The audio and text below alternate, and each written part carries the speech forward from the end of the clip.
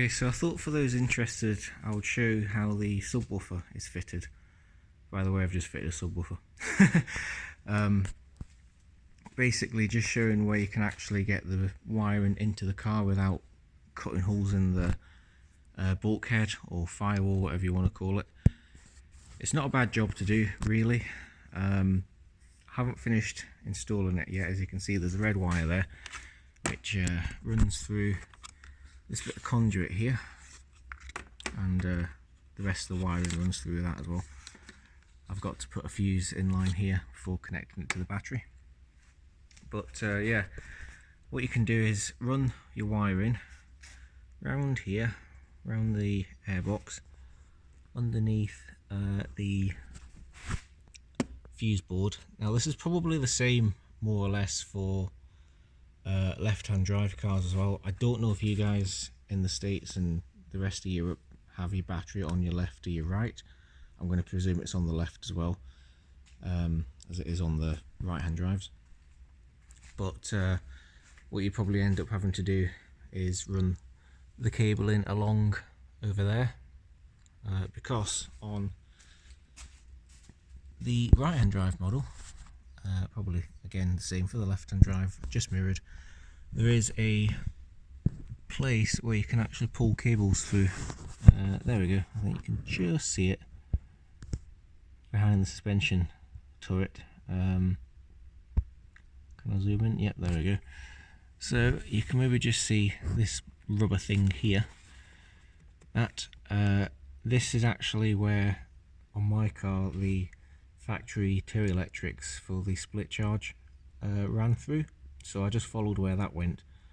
As you can probably see, there is the slightly dirtier cable, which is this one here. That's the factory or probably dealer fit Terry electrics. I just followed where that went and put this one in, which is cable tied to, I believe that's a wiring loom just there. Runs under the main fuse board. Can you see it? Maybe, I don't know if you can see it or not, but yeah, runs under them and then round the airbox to the battery. So yeah, as I said, on US and European cars, left and drive models, not 100% sure on this, but I'm just going to presume that all this is the same, but you guys will probably have to run the cable along under there, which you can actually do. You can get behind the scuttle, and then through the hole, which I'm guessing is probably in the same place. I mean, yeah, there was one there, so that's probably where you guys will probably have to run it through. And then once you're inside the car, this will be all the same, just again mirrored. You can get, if you remove the underside piece here, you can pull the wiring through behind the HVAC blower.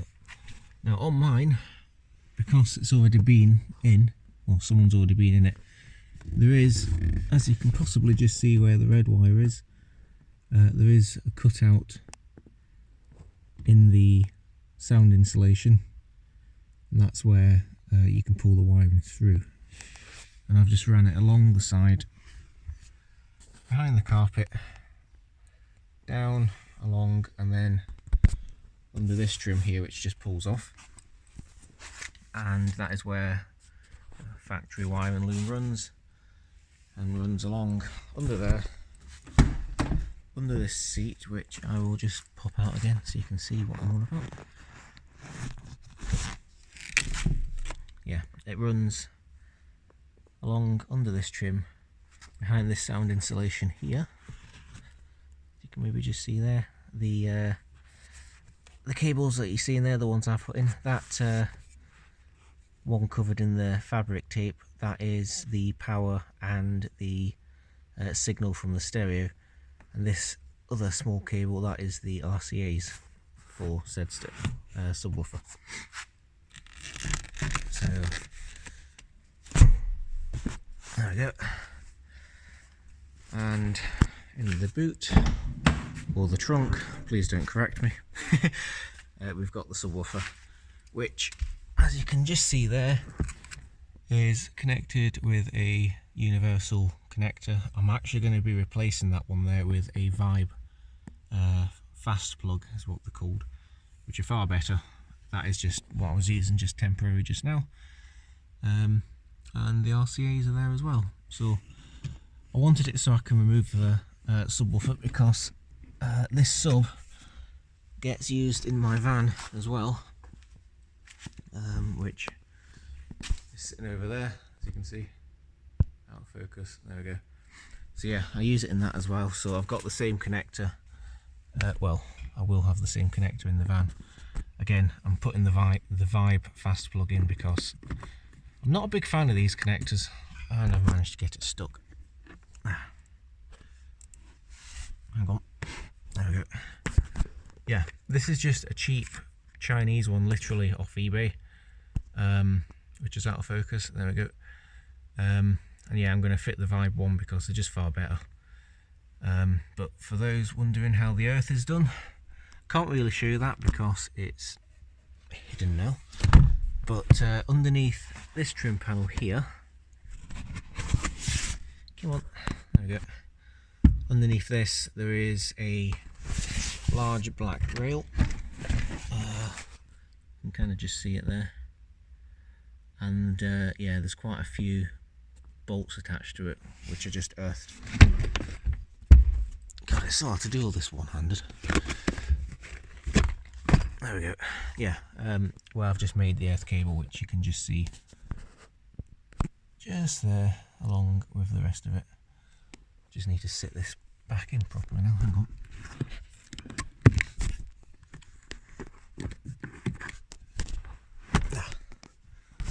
That'll do.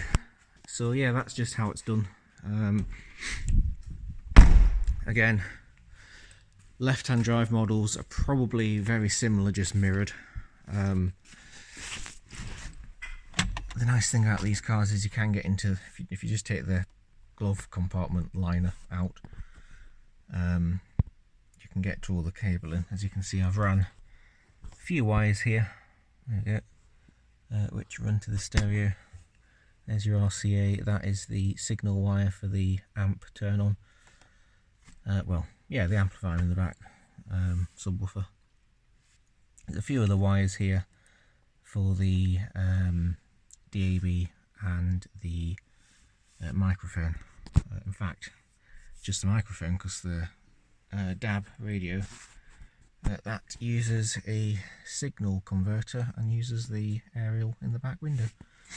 So yeah, if you all know what that is stuck to it, it's a thing for removing phone screens. It's really good for pulling the radio out without having to jam something down the side of this. So I don't really want to damage my wood. But yes, that's everything now. So yeah, thanks for watching. Hopefully this may help a few people.